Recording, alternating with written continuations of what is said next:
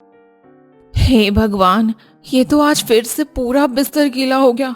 मुझे जल्दी से प्रिंस जी को जगाना होगा। सुनिए प्रिंस, बिस्तर गीला हो चुका है, जल्दी उठिए ना, नहीं तो गीले बिस्तर पर सोने से तबीयत खराब हो जाएगी। हाँ, क्या हुआ ज्योति? मुझे क्यों जगा रही हो? सारा दिन जाग कर काम करता हूँ, कम से कम रात में तो चैन से सोने दो। देखो ना, पूरा बिस्तर गीला हो गया है। हाँ, हो जाने दो बिस्तर गीला। मुझे तो नींद आ रही है और मुझे दोबारा मत जगाना। अब सोने दो यार मुझे। न जाने मेरे नसीब में ही इतना दुख क्यों है। यहाँ तो मेरी परेशानी भी कोई सुनने वाला नहीं, घर में किसी और से बोल भी नहीं सकती मैं। अब तुम चुप रहोगी या अपने साथ मुझे भी सारी रात जगाने का इरादा है? सॉरी जी, आप सो जाओ, अब मैं कुछ नहीं बोलूंगी आपसे। अगले दिन सुबह ज्योति नहा धोकर किचन का काम करने लगती है। हे भगवान, रात भर जागने के बाद से तो मुझसे ठीक से काम भी नहीं किया जा रहा। काम नहीं करूंगी तो सभी लोग ऑफिस भी नहीं जा पाएंगे, और फिर माँ जी तो ताने देने में एक नंबर है। नहीं नहीं नहीं, मेरे पास उनके ताने सुनने के लिए हिम्मत नहीं है। मैं खुद के शरीर से जबरदस्ती करके काम कर लेती हूँ। बेटा, ये ले तेरे ऑफिस के कपड़े, मैंने प्रेस करके रख दिए हैं। अरे माँ, आपने तकलीफ क्यों ली? अरे मैं अभी नहा कर खुद ही अपने कपड़ों में प्रेस कर लेता। तू क्यों करेगा बेटा, सारा दिन तो काम में लगा रहता है, लेट रात को आता है, पता नहीं तेरी नींद पूरी होती भी है या नहीं। ऐसी कोई बात नहीं है माँ, मैं ठीक हूँ। अच्छा सुन प्रिंस, मुझे कुछ जरूरी बात करनी थी। हाँ बोलो माँ, क्या बात है? देख प्रिंस, मुझे बोलना तो नहीं चाहिए, पर अब समय बीतता जा रहा है, लेकिन अभी तक हमारे घर में बच्चों की कोई किलकारी नहीं गूंजी। 1 साल की बात होती तो ठीक था, लेकिन तेरी शादी को 2 साल होने को है। अब तो हमारी पड़ोसन भी पूछती है, क्या बात है, अभी तक आपकी बहू की कोई संतान क्यों नहीं हुई। अब माँ को कैसे बताऊं, कैसे समझाऊं कि बात कुछ और ही है। अगर मैं कुछ बोलूंगा तो मुझे पता है घर का कोई भी सदस्य मेरी बात नहीं मानेगा। क्या हुआ प्रिंस, मैं तुझसे कुछ बोल रही हूँ ना, तू कहाँ खो गया है। अब कहीं कहीं नहीं माँ। देखो माँ, आप जो कह रही हो उसमें केवल हमारा ही नहीं बल्कि भगवान का भी योगदान होता है। अगर भगवान ने मेरे नसीब में संतान का सुख देरी से लिखा होगा तो हम कुछ भी नहीं कर सकते। सुन बोल कर क्या कर सकते? अच्छा अच्छा, ये सब छोड़ो, मैं नहाने जा रहा हूँ। वैसे भी आज जल्दी ऑफिस पहुँचना है तो मुझे जल्दी तैयार होकर जाना होगा। आखिर उस रात ज्योति का बिस्तर गीला क्यों हो गया था? क्या हर दिन उसका बिस्तर गीला होता था? माँ के सवाल करने पर प्रिंस अच्छे से अपनी परेशानी क्यों नहीं बता पाया? क्या प्रिंस अपनी माँ से कुछ छुपा रहा था? पूरी कहानी को शुरू से समझने के लिए फ्लैशबैक में चलते हैं। उफ, इस बार तो हमारे शहर का पारा कुछ ज्यादा ही बढ़ गया है। अरे अभी से ही 40 डिग्री तक तापमान पहुंच गया, न जाने आने वाले समय में गर्मी का क्या हाल होगा। जो भी हो, अभी ये मौसम तो सभी के लिए है ना। जैसे अब इस मौसम को झेलेंगे, वैसे हम भी गर्मियां भी पार कर ही लेंगे। अच्छा बड़ी बहू कहा है, जरा एक गिलास नींबू पानी तो मंगवाना। हाँ, इस समय तो किचन में ही होती होगी। रुको, मैं उसे अभी आवाज लगा देती हूँ। अरे ज्योति बहू, जरा अपने पापा के लिए ठंडा नींबू पानी तो लाना। जी माँ जी, मैं सब्जी का तड़का लगाकर अभी लाती हूँ। ये गर्मी तो उफ उफ उफ, ये गर्मी तो ज्यादा बढ़ती जा रही है। ऊपर से कपड़े पहन कर तो रहा ही नहीं जाता है। सुनो जी, आप हमारे रूम में जाकर पंखा चला लो, यहाँ तो आपको पसीना आने लगेगा। आप रूम में चली जाओ, मैं नींबू पानी लेकर आती हूँ। अरे ज्योति, तुमने मेरी क्रीम कलर वाली शर्ट कहाँ रख दी है यार? मैं कब से ढूंढ रहा हूँ। अरे क्यों चिल्ला रहा है बेटा, ज्योति तो किचन के काम में लगी है। देखो ना माँ, ऑफिस का टाइम होने वाला और अभी तक मेरी शर्ट ही नहीं मिल रही है। अरे यहीं कहीं होगी तेरी शर्ट, रुक मैं ढूंढ देती हूँ। ठीक है माँ, अब जल्दी से मेरी शर्ट ढूंढ दो। मैं तब तक कुछ जरूरी डॉक्यूमेंट फाइल बैग में रख लेता हूँ। कुछ देर बाद प्रिंस और उसका छोटा भाई अल्पेश दोनों अपना लंच बॉक्स लेकर ऑफिस के लिए निकल जाते हैं। रात को जब सब घर में इकट्ठा होते हैं तब देखो भाई, मुझसे तो घर में बिल्कुल भी सोया नहीं जाएगा, इसीलिए तो तुम लोग मेरा बिस्तर ऊपर छत में लगवा दो। हाँ पिताजी, मैं भी यही सोचा था, मुझे भी अपने रूम में ना अच्छे से नींद नहीं आती है। सही कहता है अल्पेश, रात भर पंखा चलता है लेकिन फिर भी नीचे गर्म गद्दे की वजह से नींद ही नहीं आ पाती। मैं भी ऊपर ही चल लेती हूँ। क्यों भैया, आप भी हमारे साथ ऊपर चलोगे क्या? ना ना, मुझे तो अपनी नींद पूरी करनी है। ऊपर जाकर कौन मच्छरों के चक्कर में नींद खराब करेगा। अगर आप सभी को ऊपर जाने में ठीक लगता है तो आप लोग चले जाइए, वरना मैं और ज्योति तो नीचे ही सोने वाले हैं। ठीक है भैया, आप यही सो जाओ। तो पिताजी चलिए, मैं बिस्तर और खाट ऊपर पहुंचा देता हूँ। कुछ देर बाद रामजीत, मीना और अल्पेश छत पर पहुंच जाते हैं। उधर ज्योति अपने कमरे में पंखा चलने के बाद भी ठीक से नहीं सो पा रही थी। पंखा चलने के बाद भी इतनी ज्यादा गर्मी हो रही है। अभी तो पूरी रात पड़ी है। उफ, क्या करूं? एक काम करती हूँ, बालकनी में जाकर घूम आती हूँ। अरे भाभी, आप अभी तक सोई नहीं क्या? हाँ अल्पेश, आज तो रूम में भी ऐसा ही लग रहा है कि आग निकल रही है, इसलिए सोचा थोड़ी देर बाहर की हवा खा लूं। लेकिन तुम इतनी रात को यहाँ कैसे? आज तुम छत पर गए थे ना? हाँ भाभी, गया तो था, लेकिन वहां पर भी हवा रुक रुक कर चल रही है। अब हवा रुक रही है तो इतनी ज्यादा गर्मी भी लग रही है, ऊपर से छत बहुत गर्म है भाभी। अरे वो तो होगा ही, दिन भर कड़क धूप जो हो रही है। मैं तो जब भी कपड़े उतारने जाती हूँ चप्पल तक गर्म हो जाती है। एक काम करो ना, अगर ऊपर नींद नहीं आ रही तो तुम अपने रूम में ही सो जाओ। नीचे भी कहाँ चैन है भाभी, आप भी खुद नहीं सो पा रहे हो। मैं बस फ्रिज से पानी की बोतल लेकर ऊपर ही चला जाऊंगा। अच्छा ठीक है, मैं भी थोड़ी देर बालकनी में टहल कर आती हूँ। ठीक है भाभी।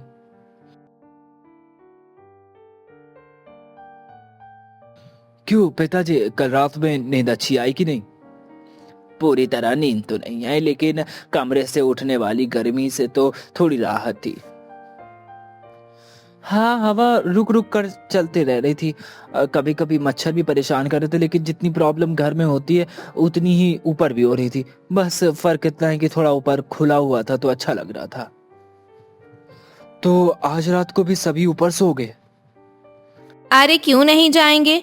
कहीं दूसरी जगह सोने में शुरू शुरू में थोड़ी तो बहुत दिक्कत होती है ना, धीरे धीरे सब कुछ ठीक हो जाएगा। चिंता मत करो माँ, मैं इस प्रॉब्लम का सॉल्यूशन भी संडे कर दूंगा। चलिए आप सभी नाश्ता कर लीजिए, नहीं तो आप लोग का सारा दिन बातों में ही निकल जाएगा। अरे मैं तो भूल ही गया था, मुझे ऑफिस भी जाना है। ज्योति, मेरा टिफिन तैयार कर देना, मैं थोड़ी देर में ऑफिस के लिए निकल जाऊंगा। ठीक है जी, आप तैयार हो जाइए।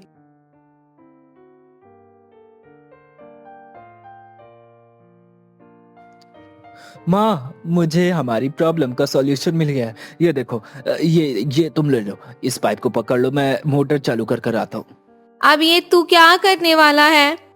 अरे माँ देखो, अब बस देखती जाना हम कितने आराम से सोने वाले हैं। इस तरह से अल्पेश पूरी छत पर पानी फैला देता है और सभी लोग ठंडक में आराम से सो जाते हैं। लेकिन छत टपकने के कारण ज्योति को और ज्यादा परेशानी होने लगती है। हे भगवान, ये तो आज फिर से पूरा बिस्तर गीला हो गया। मुझे जल्दी से प्रिंस जी को जगाना होगा। सुनिए जी, बिस्तर गीला हो चुका है, जल्दी उठिए, नहीं तो गीले बिस्तर पर सोने से तबीयत खराब हो जाएगी आपकी। क्या हुआ ज्योति, मुझे क्यों बुला रही हो? सारा दिन जाग कर काम करता हूँ, कम से कम रात में तो चैन से सो लेने दो। देखो ना, पूरा बिस्तर गीला हो गया है।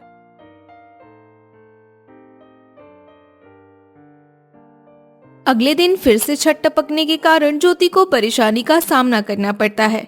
सुबह वो किचन में जाती है तब आज तो मेरी जरा भी हिम्मत नहीं हो रही है कुछ बनाने की। ऊपर से आंखें भी नींद के मारे बार बार ढक रही हैं।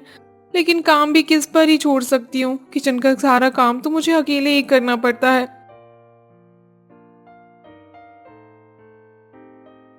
अरे रे रे, ये आज का नाश्ता कैसा बना है? इसमें तो कोई भी स्वाद नहीं आ रहा है। बहू, तूने ये सब क्या बनाया है? वो माँ जी, लगता है मैं चाय में चीनी डालना भूल गई। बस बस, अब जा और अपने दूसरे काम कर ले। मुझे तेरी फालतू की बकवास नहीं सुननी है। तेरे अंदर एक कमी रहे तो ठीक ना, न जाने और क्या क्या कमियां हैं जिसकी वजह से हमारे घर में अब तक बच्चे की किलकारी सुनने को भी नहीं मिली। बस बेकार हो मीना, आप तुम कुछ ज्यादा ही बोलती जा रही हो। ज्योति, तुम जाओ अपना काम कर लो, हमें नाश्ते से कोई दिक्कत नहीं है। जी पापा जी, मैं जाती हूँ। भाभी जी, वो मैं कभी कभी अपना बिस्तर छत पर ही भूल जाता हूँ, तो आप उसे नीचे रख दिया करो। दिन भर धूप में होने के कारण मेरा बिस्तर एकदम गर्म हो जाता है, जिसके कारण सोने में बहुत दिक्कत होती है। ये बात मैं इसे कितनी बार बोल चुकी हूँ, लेकिन पता नहीं आजकल इसका ध्यान कहाँ रहता है। अब तो मैं भी इससे थक चुकी हूँ। ऐसा मत बोलो माँ, हो सकता है भाभी को घर में ज्यादा काम करना पड़ता हो, तो कभी कभी हमारा काम करना भूल जाती हूँ। अगर ऐसी बात है तो तू जल्दी से शादी कर ले। कम से कम कोई दूसरी लड़की तो मेरी बातों को अच्छे से समझ पाएगी। लेकिन माँ अभी तो। देख अल्पेश, मुझे कुछ नहीं सुनना। मैंने तुमसे जो भी कहा तुझे उसे मानना ही होगा। ठीक है माँ। इस तरह परिवार के सभी लोग अल्पेश की शादी के लिए मान जाते हैं। कुछ समय बाद उसकी शादी भी हो जाती है। अब उसकी पत्नी पिंकी घर के कामों में ज्योति का हाथ बटाने लगी थी, लेकिन ज्योति के कमरे की रात वाली समस्या अभी भी हो रही थी। पिताजी, छत पर पानी डालने से अब हमें नीचे कमरे में बहुत ज्यादा दिक्कत होने लगी है। अब या तो आप लोग छत पर पानी डालना छोड़ दीजिए या फिर नीचे सोना शुरू कर दीजिए। लेकिन बेटा, अब तो हमें ऊपर सोने की आदत लग चुकी है। नीचे तो हमें बहुत ज्यादा गर्मी लगती है और ठीक से नींद भी नहीं आती है। प्रिंस बेटा, तू ऐसा क्यों नहीं करता? तू और ज्योति छत पर क्यों नहीं आ जाते? इस तरह से तुम्हें भी सोने में आसानी होगी और हमें भी कोई दिक्कत नहीं होगी। समझा करो माँ, मुझे छत पर सोने की आदत नहीं है। रात भर अगर मच्छर काटेंगे तो मैं कैसे सोऊंगा और फिर सुबह उठकर ऑफिस कैसे जाऊंगा? अरे भैया, अरे भैया, आपने कभी छत पर सोकर देखा ही नहीं है, फिर भी आप कहते हैं तो मुझे वहां दिक्कत होगी। अगर माँ पिताजी कह रहे हैं तो एक बार मैं सोकर देख लीजिए ना। ठीक है, अगर आप दोनों यही चाहते कि हम दोनों ऊपर सोए तो ठीक है, आज हम दोनों छत पर ही सो जाएंगे। आप ही क्यों, आज से मैं और पिंकी भी छत पर सो जाएंगे। चलो, अब हम रात के लिए मिलकर बिस्तर ऊपर ले जाने की तैयारी करते हैं। रात को जब सभी छत पर जाने की तैयारी करते हैं तब सुनो जी, मेरा छत पर जाने का बिल्कुल भी मन नहीं कर रहा। वहां पर मुझे सोना बिल्कुल अच्छा नहीं लगेगा। लेकिन पिंकी, यहाँ कमरे में तुम्हें ठीक से नींद नहीं आती होगी। एक काम करते हैं, हम छत पर औरतों को एक तरफ कर देंगे और सभी आदमियों को एक तरफ कर देंगे, फिर तो तुम्हें कोई दिक्कत नहीं होगी ना। फिर भी मुझे न जाने क्यों अच्छा नहीं लग रहा है। हमारे घर में तो ऐसा कुछ नहीं था। हम सभी अपने कमरे में सोते थे, लेकिन वहां पर हर घर में एसी लगा हुआ था। मैं समझ रहा हूँ पिंकी, लेकिन हम एसी से आने वाला बिजली का बिल नहीं भर सकते, इसीलिए आज तक कोई एसी नहीं लगवाया। वैसे भी दिन भर घर का पंखा चलता रहता है, उन्हीं पंखों से बिल इतना ज्यादा आता है। बस गर्मी भी जाए, बरसात का मौसम आ जाएगा तो कुछ हद तक मौसम सही भी हो जाएगा। ठीक है जी, अगर आप इतना ही बोल रहे हो तो हम ऊपर ही सो लेते हैं। मैं दीदी के बगल में सो जाऊंगी। अच्छा ठीक है, चलो बिस्तर मैं ऊपर लेकर चलता हूँ, तुम भी दीदी के साथ ऊपर छत में आ जाना, ठीक है?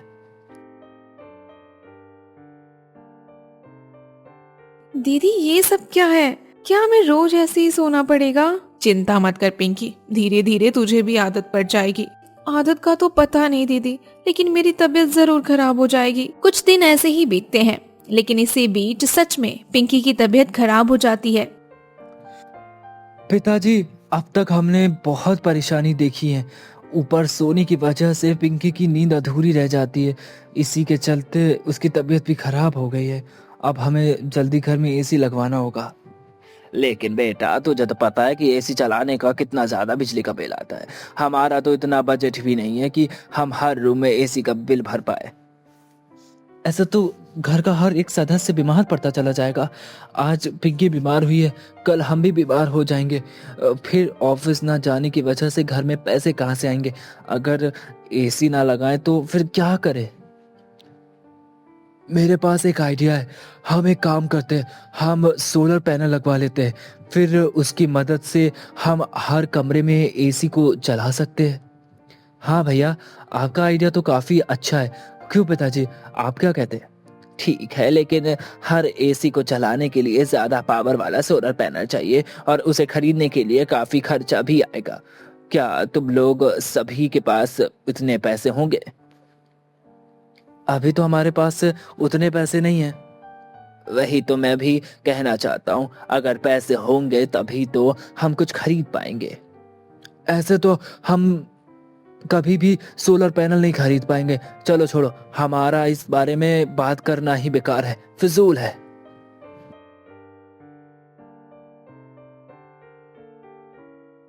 क्या हुआ दीदी, आपने मुझे इशारे में अंदर क्यों बुलाया? सुनो पिंकी, मैंने कुछ सोचा है। हम दोनों मिलकर सोलर पैनल के लिए कुछ पैसे जुटा सकते हैं क्या? लेकिन कैसे?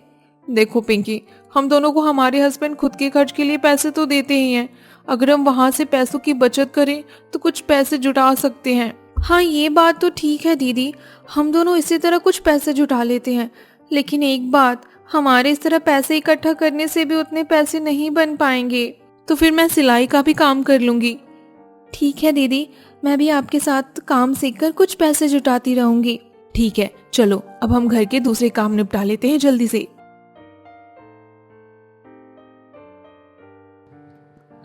अरे भैया, मैंने आज एक योजना के बारे में जानकारी ली है। इस योजना के तहत कम पैसे से सोलर पैनल लगवाया जा सकता है। फिर भी कितने पैसे लगेंगे? लगभग 1 लाख रुपए तो लगेंगे ही। इसमें हम एक एसी तो आसानी से चला सकते हैं। इसका मतलब है कि हम सिर्फ एक एसी चला सकते, तो फिर इसका लगवाने का क्या ही फायदा? अरे भैया, कम से कम एक एसी तो चलेगा, उसे चलने दो। उसमें घर की औरतें तो एडजस्ट कर लेगी। लेकिन फिर भी 1 लाख रुपए इकट्ठा करना आसान नहीं है। देखते हैं, कोशिश करते हैं। इस तरह से अल्पेश और प्रिंस ने भी पैसे इकट्ठा करना शुरू कर दिया। उधर पिंकी और ज्योति ने भी पैसे इकट्ठा करके एक दिन अपने अपने हस्बैंड को देने का फैसला करती हैं। सुनो जी, ये कुछ पैसे हैं, मैंने इसे सिलाई का काम करके और कुछ बचत करके इकट्ठा किया है। अगर ये पैसे सोलर लगवाने में काम आ सकते हैं तो आप इसका जरूर इस्तेमाल कर लेना। क्या तुम भी सोलर पैनल के लिए पैसे इकट्ठा कर रही हो?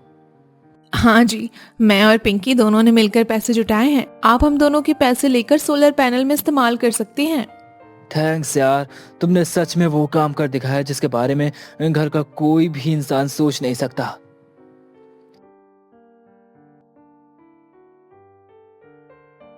सुनो जी, ये मैंने कुछ पैसे इकट्ठे किए हैं, इन्हें आप सोलर पैनल के लिए रख लो। क्या तुमने सोलर पैनल के लिए पैसे इकट्ठा कर लिए? हाँ जी, हम भी चाहते थे कि घर में एसी चले और सब गर्मी में भी चैन से सो सकें। अरे, इस बात के लिए तो मैं और भैया पैसे इकट्ठा कर रहे थे। हम दोनों मिलकर 30,000 रुपए इकट्ठा कर भी चुके हैं। मैंने और दीदी ने मिलकर तो 40,000 रुपए तक इकट्ठा कर लिए हैं। इसका मतलब हम सभी मिलकर 70,000 रुपए इकट्ठा कर चुके। अब बस 30,000 रुपए और चाहिए। हाँ जी, हम फिर से कुछ दिन मेहनत करेंगे और पैसे इकट्ठा कर सकते हैं। ठीक है, हम कोशिश करते हैं। ठीक है, अब आप भी कुछ खा लीजिए, मैं सभी के लिए खाना लगा देती हूँ।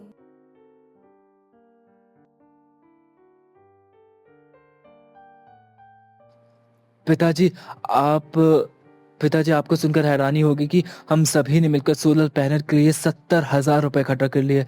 बस 30,000 रुपए और जुटाना है। फिर हम सरकार की तरफ से मिलने वाली योजना से सोलर पैनल लगवा लेंगे। अरे, तुमने मुझसे पहले क्यों नहीं बताया? मैं अभी तुम सभी को अपनी बचत के 30,000 रुपए देता हूँ। क्या आप सच में 30,000 रुपए देने वाले हैं? अरे हाँ भाई। तो फिर ठीक है, मैं आज ही सरकारी योजना के लिए अप्लाई कर देता हूँ। 1 मिनट अल्पेश, मैंने भी उस योजना के बारे में पढ़ा है। उसमें तो कुछ ज्यादा ही खर्चा बता रहा था। तो फिर तूने 1 लाख रुपए का खर्च क्यों बताया? अरे भैया, हो सकता है आपने ठीक से पढ़ा नहीं होगा। हमें कुछ पैसे की सब्सिडी भी मिलेगी, जिसके बाद हमारा जो खर्चा आएगा वो कम हो सकता है। मतलब कि हमारे 1 लाख रुपए का पूरा काम हो जाएगा। ओह अच्छा, आप समझा। हाँ भैया, अब मैं सोलर पैनल के लिए अप्लाई कर देता हूँ। इस तरह से अल्पेश ने अपने लैपटॉप से सोलर पैनल के लिए अप्लाई कर दिया। कुछ ही समय में उनके छत पर सोलर पैनल लग गया, लेकिन उस सोलर पैनल से एक ही एसी चल सकता था। इसलिए ज्योति ने लोगों को सुझाव दिया, देखिए, अगर हम एक ही एसी को ऐसी लोकेशन पर लगाएं कि उसकी ठंडी हवा रूम में भी जा सके, तो आधे लोग हॉल में और आधे लोग रूम में आसानी से सो जाएंगे। इस तरह से घर में सही लोकेशन देखकर एसी लगा दिया गया और पूरा परिवार अब हर रात को चैन की नींद सोने लगा।